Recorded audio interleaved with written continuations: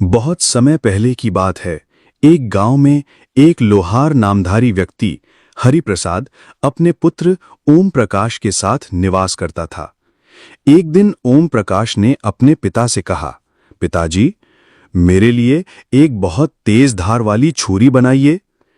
हरिप्रसाद ने सहजता से पूछा, बेटा, तुम्हें छुरी क्यों चाहिए? ओम प्रकाश ने टाल मटोल करते हुए उत्तर दिया, बस मुझे छुरी चाहिए। पुत्र के बार बार आग्रह करने पर हरिप्रसाद ने लोहे की एक चमचमाती छुरी बना दी। परंतु छुरी हाथ में लेते ही ओम प्रकाश का व्यवहार एकदम बदल गया। वह जैसे अहंकार में डूबा हुआ सिंह बन गया। उसने अपने ही पिता को धमकाते हुए कहा, पिताजी, तुरंत राजमहल जाइए और मेरे लिए राजकुमारी का विवाह प्रस्ताव लेकर आइए। यदि आपने ऐसा नहीं किया तो मैं इसी छुरी से आपका सिर धड़ से अलग कर दूंगा। बेचारा हरिप्रसाद भय से कांप उठा। उसे उस क्षण पर गहरा पछतावा हुआ जब उसने अपने पुत्र को छुरी बना कर दी थी। वो सोचने लगा, अब मैं क्या करूं? यदि राजा के पास जाकर विवाह का प्रस्ताव रखूं तो वो मुझे अपमानित कर मृत्युदंड दे देगा, और यदि नहीं गया तो मेरा अपना पुत्र मेरा अंत कर देगा। बहुत सोच विचार और आत्ममंथन के बाद उसने निश्चय किया, ऐसे अपमानित होकर मरने से अच्छा है कि राजा के हाथों सम्मानपूर्वक मृत्यु को प्राप्त करूं। एक दिन साहस पटोर हरिप्रसाद राजदरबार में पहुंचा और विनम्रता से राजा से कहा, महाराज, मैं आपके चरणों में नतमस्तक होकर आपकी राजकुमारी का हाथ मांगने आया हूं। यह सुनकर राजा का क्रोध 7वें आसमान पर पहुंच गया।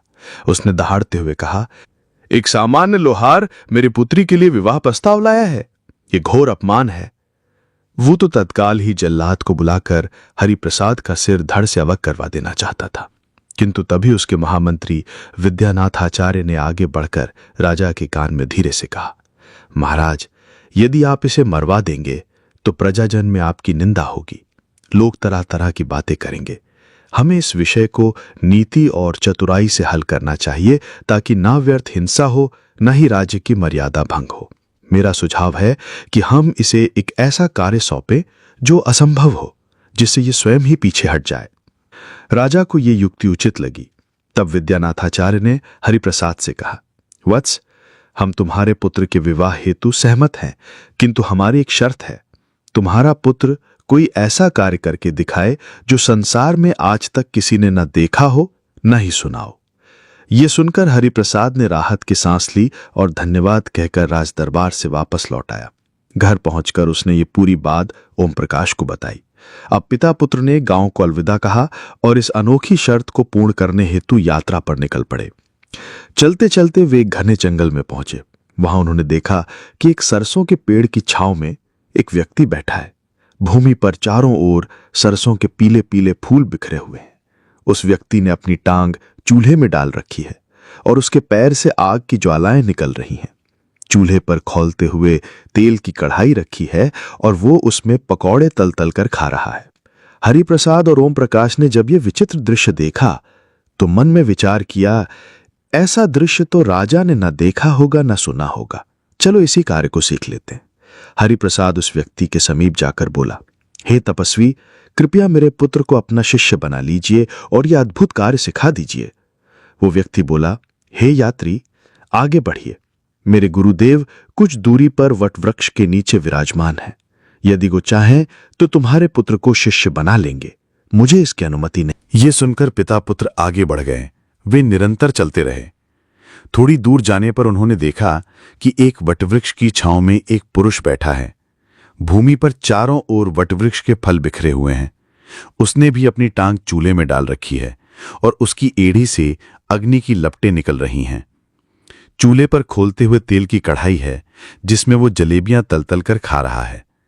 हरिप्रसाद और ओम प्रकाश ने जब ये और भी विचित्र दृश्य देखा तो बोले, ये तो और भी विलक्षण कार्य है, इसे सीखना चाहिए। हरिप्रसाद बोला, हे महात्मन, कृपया मेरे पुत्र को अपना शिष्य बनाइए और यह कला सिखाइए। वो पुरुष बोला, हे सज्जन, आगे बढ़ो। मेरे गुरु परम ज्ञानी वनवासी आश्रमी कुछ दूरी पर बेर के वृक्ष के नीचे तपस्यारत हैं। वही अंतिम गुरु हैं। यदि वो चाहें तो तुम्हारे पुत्र को दीक्षा देंगे। ये सुनकर हरिप्रसाद और ओम प्रकाश पुनः आगे बढ़े। वे निरंतर चल रहे थे। आखिरकार वे एक घने बेर के वृक्ष के नीचे पहुंचे, जहां एक वृद्ध पुरुष ध्यानमग्न अवस्था में बैठा था। चारों ओर लाल लाल मीठे बेर बिखरे हुए थे। उसने अपनी टांग चूल्हे में डाल रखी थी और उसके अंगूठे से अग्नि शिखाएं निकल रही थीं। चूल्हे में गन्ने के रस से भरी कढ़ाई रखी थी, जिसमें वो गुड़ बनाता और उसे खाता जा रहा था। ये दृश्य देखकर हरिप्रसाद और ओम प्रकाश अत्यंत चकित रह गए। उन्होंने मन ही मन सोचा, ये कार्य तो सारे पूर्व कार्यों से भी दुर्लभ और अद्वितीय है। निसंदेह राजा ने न तो ऐसा देखा होगा, न ही सुना होगा। हरिप्रसाद ने हाथ जोड़कर कहा, हे गुरुवर, कृपया मेरे पुत्र को अपना शिष्य बना लीजिए और ये दिव्य कार्य उसे भी सिखाइए। वृद्ध पुरुष ने कुछ क्षण नेत्र मूंद कर विचार किया और बोला, अच्छा, मैं तुम्हारे पुत्र को शिष्य रूप में स्वीकार करता हूं। ये लो चाबियां। वो सामने एक कक्ष है, उसके द्वार का ताला खोलो और अपने पुत्र को भीतर बैठाकर बाहर से कुंडी लगा दो। हरिप्रसाद ने वही किया। जब वो अपने पुत्र को कमरे में बंद करके लौटने लगा तो वृद्ध गुरु ने उससे चाबियां वापस ले लीं और कहा, अब 1 वर्ष बाद लौटना। हरिप्रसाद भारी मन से अपने घर लौट आया। उधर ओम प्रकाश उस कमरे में भूखा प्यासा बैठा हुआ प्रतीक्षा कर रहा था कि कोई आए और दरवाजा खोले, परंतु पूरा दिन बीत गया और कोई नहीं आया। जैसे ही उसने कमरे का निरीक्षण करना शुरू किया, उसका दिल कांप उठा। फर्श पर चारों ओर मानव अस्थियां बिखरी हुई थीं। उसके रोंगटे खड़े हो गए। उसने सोचा, जाने मुझसे पहले कितने लोग इस कमरे में मृत्यु को प्राप्त हो चुके हैं। मेरा भी यही हश्र होगा। मैं और मेरे पिता किसी भयंकर धोखे में आ गए हैं। ये सोचकर उसकी आंखों से अनगिनत आंसू बहने लगे। वो फूट फूट कर रो पड़ा। जब रोते रोते दिल का बोझ कुछ हल्का हुआ तो उसने स्वयं से कहा, जब तक प्राण है तब तक आशा है। उसने जमीन पर पड़ी एक बड़ी सी हड्डी उठाई, जिसका सिरा छुरी से भी अधिक तीव्र और धारदार था। उसी से उसने दीवार खोदनी शुरू कर दी। कहावत है, बूंद बूंद से घड़ा भरता है। मिट्टी धीरे धीरे गिरती ही और उसकी मेहनत रंग लाई। रात दिन परिश्रम करने के बाद अंततः दीवार में इतना बड़ा सुराग हो गया कि उसमें से एक मनुष्य सरलता से निकल सकता था। जब ओम प्रकाश दीवार के सुराग से निकलकर दूसरी ओर पहुंचा तो क्या देखता है, एक और कक्ष उसकी प्रतीक्षा कर रहा है। वह कक्ष अत्यंत सुंदर ढंग से सुसज्जित था। हरे रेशमी पर्दे दीवारों से झूल रहे थे, कीमती लाल कालीन बिछा हुआ था और बीचों बीच एक भव्य पलंग रखा था। पलंग पर जालीदार पर्दे के पीछे किसी अत्यंत सुंदर और जीवंत शरीर की उपस्थिति का आभास हो रहा था। जैसे ही ओम प्रकाश ने धीरे से पर्दा हटाया, उसकी आंखें विस्मय से फैल गईं। पलंग पर एक अनुपम सौंदर्य की धनी युवती गहरी नींद में थी। उसकी रेशमी पलकों की छांव गुलाबी गालों पर पड़ रही थी। उसकी सांसें उसके शरीर को मधुर गति से हिला रही थीं और उसकी काली लहरदार जटाएं उसके कंधों से लिपटी हुई थीं। ओम प्रकाश कुछ देर तक उसे एकटक देखता रहा। तभी युवती की आंखें खुल गई। अपने कक्ष में एक अपरिचित युवक को देखकर पहले तो वह घबरा गई। उधर ओम प्रकाश भी भयभीत हो गया कि कहीं कोई नई मुसीबत ना आ जाए। थोड़ी देर बाद जब दोनों शांत हुए तो युवती ने कोमल स्वर में कहा, भय मत करो, आओ पास बैठो, बताओ तुम कौन हो और यहां कैसे पहुंचे।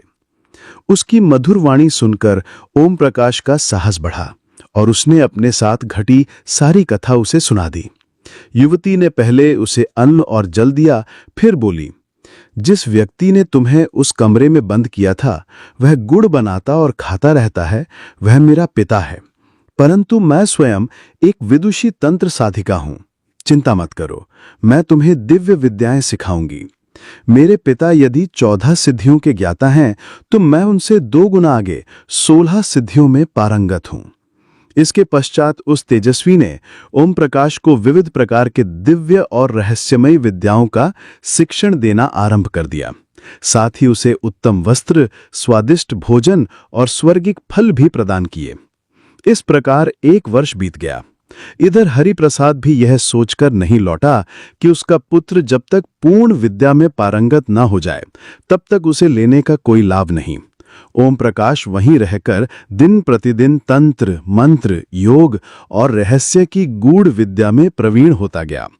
अंततः 2 वर्षों में वह विद्याओं में पूर्णतया निपुण हो गया। 2 वर्षों के पश्चात हरिप्रसाद पुनः जंगल में लौटा। वही पुराना दृश्य था। बेरी के पेड़ के नीचे वह तपस्वी पुरुष बैठा था जिसके चारों ओर लाल लाल मीठे बेर बिखरे थे। उसने अपनी टांग पुनः चूल्हे में डाल रखी थी, अंगूठे से अग्नि शिखा निकल रही थी और गुड़ बनाते हुए वह उसे बड़े चाव से खा रहा था। हरिप्रसाद ने हाथ जोड़कर पूछा, हे महापुरुष, 2 वर्ष पूर्व मैंने अपने पुत्र ओम प्रकाश को आपकी शिष्यता में सौंपा था। कृपया बताइए वह अब कहाँ है? वह पुरुष बोला, हे यात्री, मैं तो यहीं बैठा हूं। 2 वर्षों से मैं गुड़ बनाता और खाता ही आ रहा हूं। मुझे तो फुर्सत ही नहीं मिली कि यह देखूं कि भीतर क्या हो रहा है। तुम ही उसे अपने हाथों से उस कक्ष में बंद करके ताला लगाए थे। ये लो चाबियां, जाओ और स्वयं ताला खोलकर अपने पुत्र से मिलो। यह सुनकर हरिप्रसाद का चेहरा सफेद पड़ गया, उसका कंठ सूख गया। वह मन ही मन सोचने लगा कि 2 वर्षों में अब तो केवल हड्डियां ही मिलेंगी।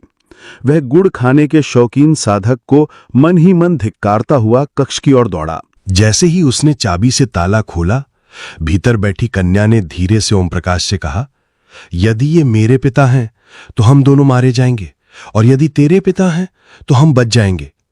दरवाजा खुला तो हरिप्रसाद भीतर गया, परंतु वो कक्ष खाली था। वो उसी सुराग से दूसरे कक्ष में गया और क्या देखता है कि एक सुंदर कन्या और उसका पुत्र ओम प्रकाश पलंग पर बैठे हैं। अपने पुत्र को जीवित और स्वस्थ देखकर हरिप्रसाद की आंखों में अश्रुधारा बह निकली। उसने दौड़कर पुत्र को गले से लगा लिया और ईश्वर को सहस्त्र बार धन्यवाद दिया। फिर ओम प्रकाश ने कन्या का परिचय अपने पिता से कराया। जब सच्चाई हरिप्रसाद को ज्ञात हुई तो वो उस दिव्य कन्या के चरणों में झुक गया और उसके उपकार के लिए आभार प्रकट किया। तब कन्या ने कहा, अब यहां से बचने का केवल एक उपाय है। हे तात, आप दुहाई देते हुए बाहर जाइए और मेरे पिता से कहिए कि मेरा पुत्र भूखा प्यासा तड़प तड़प कर मर गया है। कृपा करके उसकी अस्थियां एक वस्त्र में बांधकर मुझे अंतिम संस्कार के लिए ले जाने दीजिए। हरिप्रसाद उसी प्रकार दुहाई देता हुआ बाहर गया। जिसे कन्या ने बताया था उसने वैसा ही अभिनय किया। जादूगर ने ध्यान नहीं दिया और कहा, जाओ, हड्डियां ले जाओ, मैं तो यहीं रहूंगा। इतना कहकर उसने हरिप्रसाद को एक सफेद चादर भी दे दी। अब हरिप्रसाद पुनः भीतर गया और कन्या की योजना के अनुसार अपने पुत्र को उसी चादर में छुपा लिया। जब वो ओम प्रकाश को कंधे पर उठाए बाहर निकला तो कन्या ने अंतिम चेतावनी देते हुए कहा, एक बात गांठ बांध लो, मैंने तुम्हारे पुत्र को जो दिव्य विद्याएं सिखाई हैं उनके बल पर तुम रास्ते में कोई चमत्कार दिखाकर धन कमाने मत लग जाना। यदि मेरे पिता को कुछ भी आभास हुआ तो वो तुम्हें जीवित नहीं छोड़ेंगे। हरिप्रसाद ने कन्या से आग्रह किया कि वो भी उनके साथ चलकर अपने पिता की बंदिशों से मुक्त हो, परंतु वो मुस्कुराकर बोली, मेरा भाग्य इसी स्थान से जुड़ा है। यदि मैं तुम्हारे साथ चलूंगी तो हम तीनों ही पकड़े जाएंगे।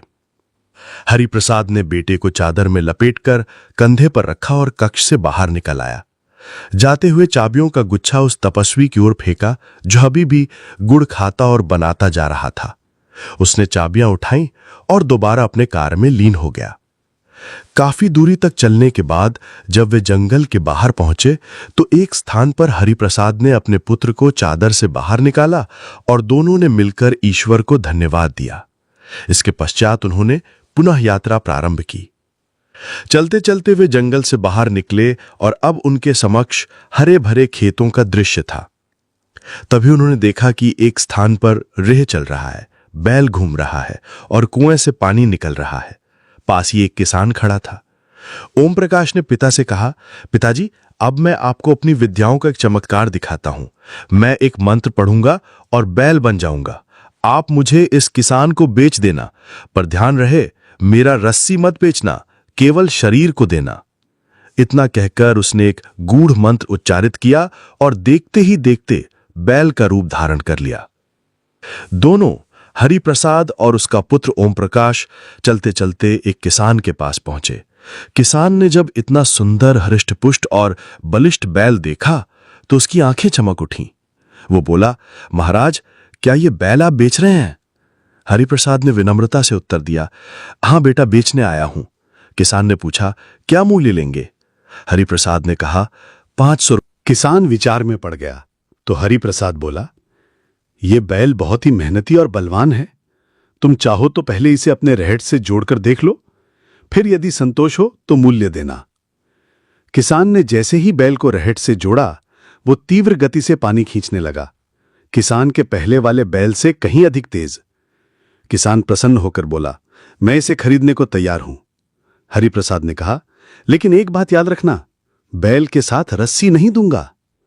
किसान बोला, कोई बात नहीं, आप अपना रस्सा उतार लीजिए, मैं नया डाल लूंगा। किसान ने 500 रुपए दिए और बैल को ले गया। जैसे ही हरिप्रसाद थोड़ी दूर गया, ओम प्रकाश, जो बैल बना था, अचानक मुड़ा और भागता हुआ सीधे अपने पिता के पास लौट आया और फिर से युवक बन गया। बेचारा किसान डंडा हाथ में पकड़े हांफता कांपता दौड़ता हुआ आया और बोला, बाबा, कहीं मेरा बैल देखा है? हरिप्रसाद बोला, मैंने तो तुम्हारे हवाले किया था, अब वो किधर गया ये मैं कैसे जानूं? किसान बेचारा सोच भी ना सका कि वही लड़का जो अब हरिप्रसाद के साथ जा रहा है, असल में उसका खोया हुआ बैल है। अब हुआ वही जिसका डर था। हरिप्रसाद और ओम प्रकाश ने जादूगर की कन्या की सलाह को ठुकरा दिया और राह चलते ही जादू का उपयोग करके धन अर्जन करने लगे।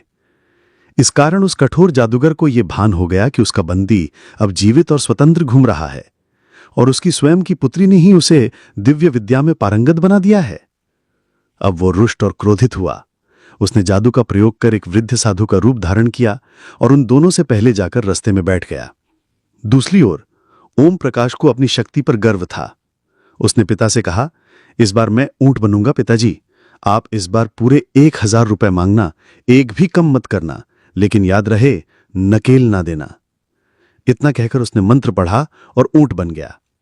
हरिप्रसाद ऊंट को लेकर साधु के पास आया। साधु ने पूछा, बाबा, ऊंट बेचोगे? हरिप्रसाद ने मुस्कुराकर कहा, जी महाराज, क्या भाव दोगे? साधु, जो असल में वही जादूगर था, बोला, मांगो जो मांगना है। हरिप्रसाद ने कहा, 1000 रुपए। साधु ने तुरंत जेब से 1000 रुपए निकाले और ऊंट खरीद लिया। हरिप्रसाद को याद आया, मैंने तो कहा था कि नकेल नहीं दूंगा, परंतु जादूगर बोला, मैंने पूरी कीमत दी है और नकेल के बिना ऊंट कैसे संभालूंगा? मैं तो नकेल समेत खरीदार हूं। दोनों में बहस होने लगी। राह चलते लोग रुक गए। खेतों से किसान दौड़े चले आए। भीड़ जमा हो गई। फकीर बना जादूगर बोला, हे सज्जनों, क्या तुमने कभी सुना है कि जानवर बिक जाए और रस्सा बेचने वाला रख ले? क्या यह व्यवहार उचित है? जनता को बात ठीक लगी। सभी ने हरिप्रसाद को झूठा करार दिया। लाचार होकर उसने नकेल भी सौंप दी। अब ऊंट यानी ओम प्रकाश जादूगर के वश में आ गया। लेकिन अब वो नासमझ बालक नहीं था। जादूगर की पुत्री से शिक्षा प्राप्त करके वो एक सिद्ध तांत्रिक बन चुका था।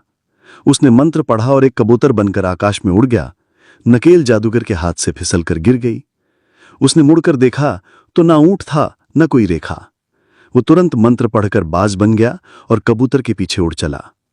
कबूतर ने नीचे दृष्टि डाली तो देखा कुछ महिलाएं छप्पर के पास घुटनों के बल झुकी काली चिकनी मिट्टी निकाल रही थी। इससे पहले कि बाज पकड़ पाता, ओम प्रकाश ने मंत्र पढ़ा और मेंढक बनकर छप्पर में गिर गया। जादूगर भी बाज से बगुला बन गया और चोंच से मेंढक को तलाशने लगा। एक युवती अपनी गोरी हथेलियों से मिट्टी निकाल रही थी। उसके समीप ही थी। ओम प्रकाश ने फिर मंत्र पढ़ा और मेंढक से छल्ला बन गया और उसकी छोटी उंगली में जा बसा। अब बगुला रूपी जादूगर उस छल्ले को निकालने में असमर्थ था। महिलाएं सिर पर मिट्टी उठाकर घर लौटने लगीं और बगुला उड़ता उड़ता उनके साथ चला। जैसे ही वो युवती अपने घर पहुंची, जादूगर फकीर बनकर द्वार पर पहुंचा और पुकारा, बेटी, मुझे तेरी उंगली का वो छल्ला चाहिए। युवती को क्रोध आया। उसने फकीर को डांटा, कौन है तू जो मेरी अंगूठी मांगता है? उसकी मां आई। उसे सब सुना। वह क्रोधित हुई और बेटी पर आरोप लगाने लगी। कहां से लाई ये अंगूठी? किसने दी? कौन यार है तेरा? उसने डांटा और कहा, छल्ला फेंक, नहीं तो तेरा बाप तेरे हाथ पीटेगा। युवती भयभीत होकर छल्ला उतार फेंकने लगी। जादूगर लपकने ही वाला था कि ओम प्रकाश फिर मंत्र पढ़कर कबूतर बन गया और उड़ गया। जादूगर भी बाज बन गया और उसका पीछा करने लगा। वे उड़ते उड़ते राजमहल पर पहुंच गए। राजा उस समय सभा में था। इससे पहले कि बाज झपट्टा मारता, ओम प्रकाश ने मंत्र पढ़कर खुद को एक स्वर्ण जटित तार में बदल लिया और उड़कर राजा के मुकुट में जा समाया। अब जादूगर बाज से फिर साधु बनकर नीचे उतरा और महल में प्रवेश किया। वह ऊंची आवाज में बोला, राजन, मुझे एक वरदान चाहिए। राजदरबार में जैसे ही साधु वेशधारी जादूगर ने कहा, महाराज, तेरे मुकुट के भीतर जो सोने का पवित्र तार है वो मुझे दे दो, तो राजा आश्चर्यचकित रह गया। उसने मन ही मन सोचा, भला मेरे मुकुट में सोने का तार कैसे आ सकता है? संदेह दूर करने के लिए उसने जैसे ही अपना हाथ उठाया और मुकुट के भीतर देखा तो सोने का तार उसकी हथेली में धीरे धीरे रूप बदलकर एक सुंदर जपमाला यानी तस्बीह बन गया। राजा ने जैसे ही वो जपमाला मुकुट से बाहर निकाली, उसी क्षण सारे मन के फर्श पर बिखरते चले गए। तभी साधु वेशधारी जादूगर, जो अब मूर्ख का रूप धारण कर चुका था, उन मनकों को बीनने के लिए झुक गया। परंतु जैसे ही वह झुका, तभी वह जपमाला मंत्रोच्चारण से रूप बदलकर एक फुर्तीली सफेद बिल्ली बन गई और उस मूर्ख रूपी जादूगर, जो अब एक मुर्गा बन चुका था, को अपने पंजों से झपट्टा मारकर वहीं समाप्त कर दिया। राजा, जो ये चमत्कार देख रहा था, बिल्कुल स्तब्ध रह गया। उसका शरीर जैसे संज्ञा शून्य हो गया हो। ये सब उसके जीवन में न कभी देखा गया था, न सुना गया था। उधर ओम प्रकाश, जादू सीख चुका साहसी लोहार पुत्र, दोबारा अपने वास्तविक रूप में आ गया। उसने राजा के समक्ष हाथ जोड़कर प्रणाम किया। राजा, जो अभी तक चमत्कार में खोया हुआ था, जैसे किसी स्वप्न से जागा और कांपती हुई आवाज में बोला, हे बालक, ये सब क्या रहस्य है? उसकी आवाज ऐसी लग रही थी जैसे गहरी गुफा से गूंज रही हो। ओम प्रकाश ने विनम्र स्वर में कहा, महाराज, कृपया स्मरण कीजिए, क्या आपने कभी ऐसा कार्य देखा या सुना है? राजा ने आश्चर्यचकित होकर कहा, नहीं बालक, ये सब तो मेरी समझ से परे है। ओम प्रकाश ने सिर झुकाकर उत्तर दिया, महाराज, अब अपनी वचनबद्धता याद कीजिए जो आपने मेरे पूज्य पिता हरिप्रसाद जी से की थी। मैं वही लोहार का पुत्र हूं जिसने आपके द्वारा रखी गई शर्त, एक ऐसा कार्य जो संसार में न कभी देखा गया हो न सुना गया हो, आपकी भरी कचहरी में पूरी कर दी है। अब आप अपना वादा निभाइए और मुझे अपनी राजकुमारी का हाथ सौंपिए। राजा अब कोई भी उत्तर देने में असमर्थ था। न तो कोई बहाना रह गया था, न कोई तर्क। वचन की मर्यादा निभाने के लिए उसे सिर झुकाना पड़ा। उसने अपनी कन्या का विवाह ओम प्रकाश के साथ करने की स्वीकृति प्रदान कर दी। कुछ दिन पश्चात लोहार हरिप्रसाद अपने पुत्र ओम प्रकाश के सिर पर सहरा सजाकर शुभ मुहूर्त में घोड़ी पर बिठाकर भव्य बारात लेकर राजमहल पहुंचा। नगर भर में हर्षोल्लास छा गया। शंखनाद, वेद मंत्र, ढोल नगाड़े, बाजे गाजे और पुष्प वर्षा के बीच भव्य विवाह संपन्न हुआ। लोहार का पुत्र अब राजा का जामाता बन गया। चूंकि महाराज के कोई पुत्र नहीं थे, उन्होंने ओम प्रकाश को ही अपना उत्तराधिकारी घोषित कर दिया। समय के साथ जब राजा का शरीर छूट गया और उन्होंने देह त्याग किया, तो संपूर्ण राज्यसभा की सहमति से ओम प्रकाश का राज्याभिषेक हुआ। ओम प्रकाश, जो कभी एक सामान्य लोहार पुत्र था, अब राजा ओम प्रकाश सिंह बनकर स्वर्ण सिंहासन पर विराजमान हुआ और धर्म, न्याय और करुणा से भरी राज्यसभा के साथ प्रजा की सेवा करने लगा। उसकी पत्नी पूर्व जादूगरनी अब महारानी बनी और साथ में बैठकर धर्म और नीति से राज्य संचालन करने लगी। पूरा राज्य समृद्ध हुआ और लोग वर्षों तक ये कथा सुनाते रहे कि जो धर्म और धैर्य के साथ कठिन परीक्षा देता है, उसी को विधाता सर्वोच्च पद देता है।